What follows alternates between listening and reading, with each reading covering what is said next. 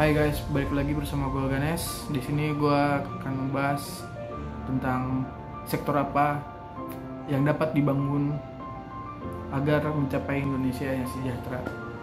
Untuk membangun Indonesia agar memiliki daya saing tinggi dan juga untuk mencapai kesejahteraan sosial, yang sangat penting yang dibangun adalah sektor pendidikan.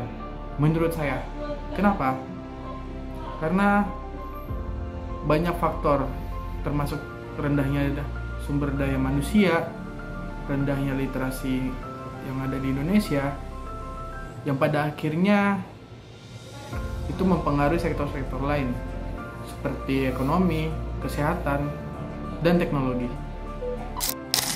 Nah, mengapa sektor pendidikan menurut saya itu sangat penting? Yang pertama, kualitas SDM adalah fondasi ekonomi, di mana pendidikan itu berperan dalam meningkatkan kualitas sumber daya manusianya. Jika pendidikannya bagus, maka SDM manusianya akan lebih kreatif dan inovatif dalam memproduksi sebuah barang dalam suatu negara. Dan itu sangat penting dalam perekonomian untuk menambah daya jual atau daya eksplor Indonesia.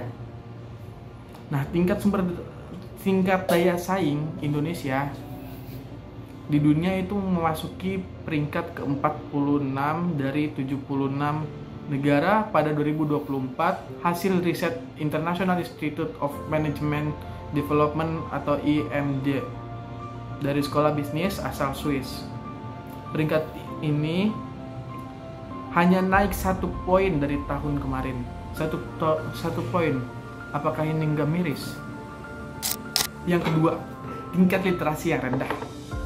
Menurut Institut Statistik UNESCO atau UIS, dari 208 negara, Indonesia menempati peringkat ke-100. 100 dari 28. Miris gak? Dengan literasi mencapai 95,44%. Oke, mendengar kata 95,44%, itu kalian pasti buat orang awam, itu mah tinggi, itu udah tinggi, tapi tidak, kenyataannya itu adalah rendah. Posisi Indonesia ini masih kalah saing dengan negara-negara Asia Tenggara lainnya, seperti Filipina itu di posisi ke-88 dengan 96,44%, lalu ada Brunei dengan posisi 86 dengan tingkat literasi 96,66%. Lalu dengan Singapura di posisi ke-84 dari 96,77%. Sangat jauh, kan? Maka dari itu menjadi concern utama mengapa Indonesia sulit sekali berkembang. Yang ketiga, angka putus sekolah. Hingga saat ini, seringkali masih kita temukan anak-anak muda yang putus sekolah. Kenapa?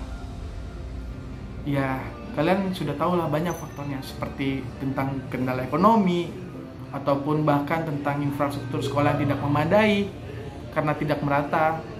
Menurut data dari Badan Pusat Statistik, pada tahun 2023 jumlah anak Indonesia yang putus sekolah dari SD sampai SMA itu mencapai angka 29,21% dari total 30,2 juta jiwa anak-anak di tahun tersebut. Fenomena anak putus sekolah sangat disayangkan. Berbagai faktor yang tadi saya sebutkan. Nah, itu ditambah lagi kurangnya perhatian dari orang tua. Karena itu masih sangat concern di mana anak-anak yang putus sekolah itu dibiarkan oleh orang tuanya, dan juga malah sampai karena orang tuanya itu tidak sanggup untuk membiayai. Nah, itu menjadi penyebab utama yang harus diatasi oleh pemerintah dan masyarakat. Seperti yang kita tahu, infrastruktur pendidikan itu sangat tidak merata di Indonesia, di mana hanya kota-kota besar yang ditingkatkan tentang fasilitas seperti sekolah dan lain-lainnya. Kita bisa lihat terhadap teman-teman kita yang ada di daerah timur sana. Mereka sangat jarang sekali ditemukan sekolah. Ada, mungkin jarang. Maka dari itu menjadi sangat prihatin untuk kita. Dan saya akan menjadikan video singkat yang bisa kalian lihat. Cekidot.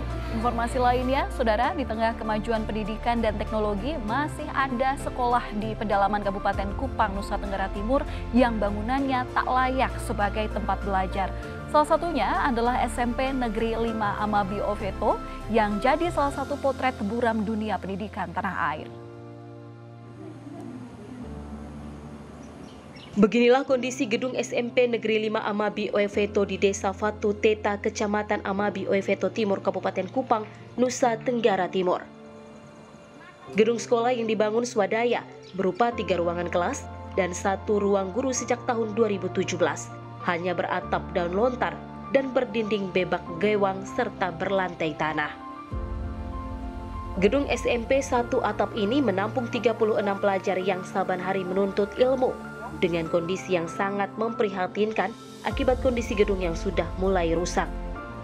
Saat hujan, para pelajar terpaksa harus berhenti belajar akibat atap sekolah bolong dan air masuk ke ruang kelas. Meski demikian, kondisi ini tak menyurutkan niat dan semangat para pelajar untuk terus menuntut ilmu. Hujan bagaimana lu Hujan belajar? balompor, Pak. Terus Terus pindah meja, kursi. Pelajar tidak nyaman, Pak.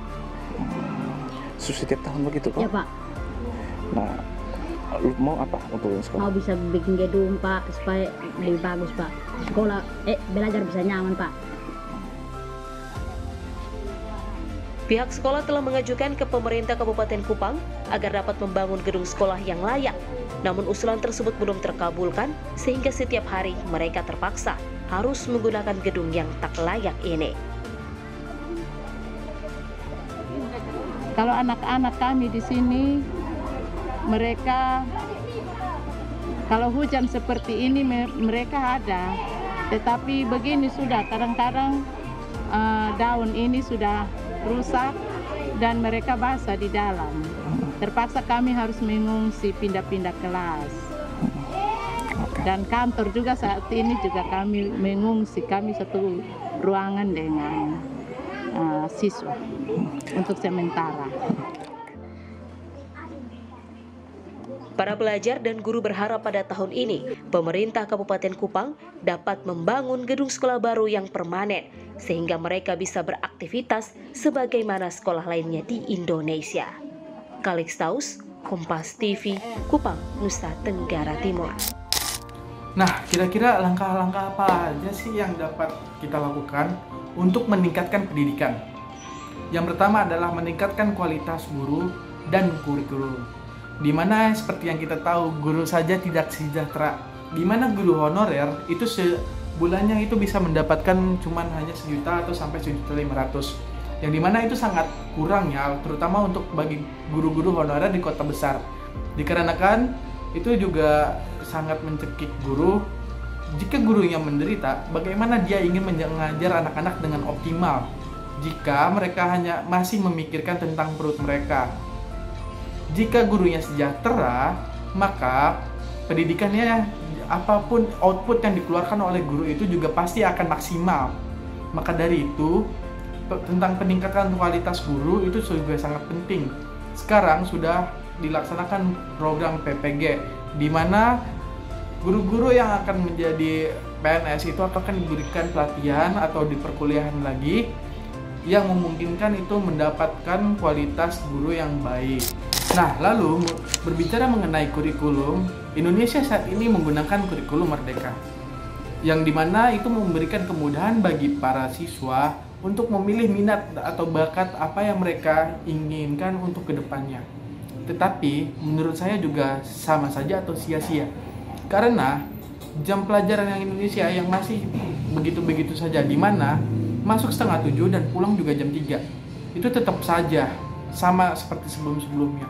Jam pelajaran begitu padat itu membuat anak-anak atau siswa itu kelelahan untuk di jam sekolahnya mereka. Sehingga apapun minat atau bakat mereka itu tidak bisa mereka salurkan lagi, karena energi dan otak dia itu sudah habis dalam masa persekolahan.